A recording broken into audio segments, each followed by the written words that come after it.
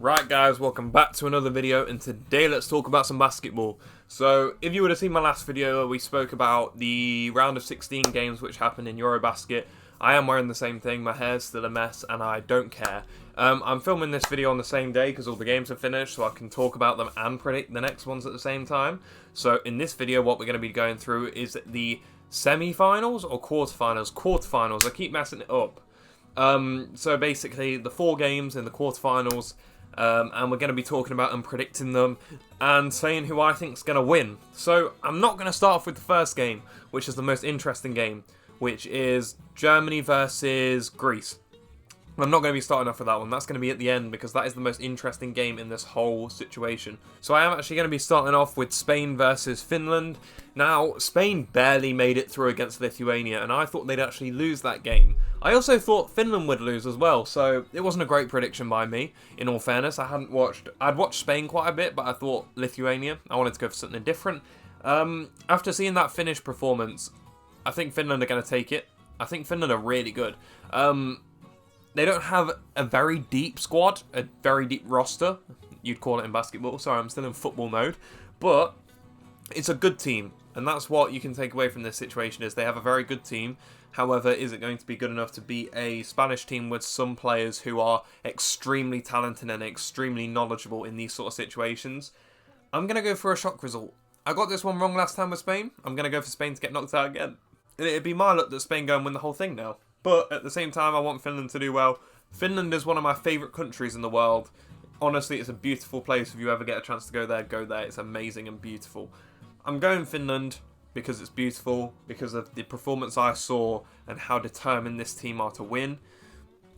I think they're going to do it. Spain obviously have some amazing players that have been there for years.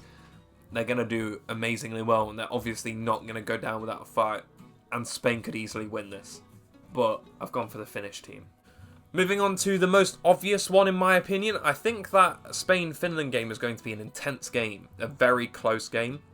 However, I do think that this next one is quite clear-cut. I think Slovenia versus Poland. Slovenia are just going to have a bit too much talent, a bit too much in clutch time, where they're just going to be able to win quite easily. I haven't watched Poland that much, not enough that I would like for a team that's in the quarterfinals. They're not a team which I've watched consistently through this competition, which I know a lot about and how well they'll do against this Slovenian team, which is one of the most talented teams in the whole competition. I think they're going to make it through, and I think that Slovenia are going to be a very hard team to break down in terms of defensively. They're going to be quite hard to get through, but also attacking, they're quite hard to stop. But that is why I'm going for Slovenia in this situation. I just don't see a way, even if Poland do play really well, I don't see a way in them being stopped. Moving on to the penultimate game, which is Italy versus France. Now, I think France have not been as good as some people think they should have been. Obviously, they only just beat Turkey in an overtime competition. It's not a great start where you're thinking that they're going to get through and progress to different rounds of this competition. Italy pulled off the shock result, knocking out Serbia. Very impressive that was. I was very impressed with that team performance and everything that brought. I think, if I were to be honest, I think I want Italy to win. I want Italy to win because of the underdog situation which they have. Obviously, Italy have an amazing team. Even without Gallinari, who is one of their best players, they're still going to be an amazing team. I just think that France just don't seem like they're good enough. Like, they don't have the quality to win some games against this. And we've seen this Italian team, a lot of contributors in that Serbia game, which I just spoke about in the last video, where it could be that if they have the same level of contribution that they could get through this hard stage of the competition as well, which could be incredibly important for this team. And now, let's talk about the game everyone wants to talk about, which is Germany versus Greece. Now, I'm going to say off the bat, I'm going to predict Germany to win this game. Not because I think Greece are bad, not because I don't think Greece will probably win it. In my opinion, Greece will probably win it. But I can't back against the team that I want to win the whole competition. I want Germany to win the whole competition because of the links that the players have to the Celtics, i.e. Dennis Schroeder, Daniel Tice. I've spoken about this in numerous videos on the topic of EUROBASKET. That is why I want Germany to win, because of those players. Even though they don't play for the Celtics anymore, I love them with all my heart. In my opinion, it's tough to see Germany winning this. However, they do have the quality in a point guard of Dennis Schroeder who can make anything happen. He is very good and very creative. We've seen this in games throughout EuroBasket. We even saw it against teams like who are very good. Like, they are a really good team. Germany are one of the best teams in the competition, no doubt. In my opinion, the best 3 teams in the competition were always going to be Slovenia and Greece, and then maybe Germany being a rank just below that team. I don't agree that Greece are head and shoulders above anyone in this competition. They have the players to do it. Will those players perform? Giannis is a key factor. In clutch situations, this Greece team has been incredibly good. Like, scary good how good they've been in clutch situations.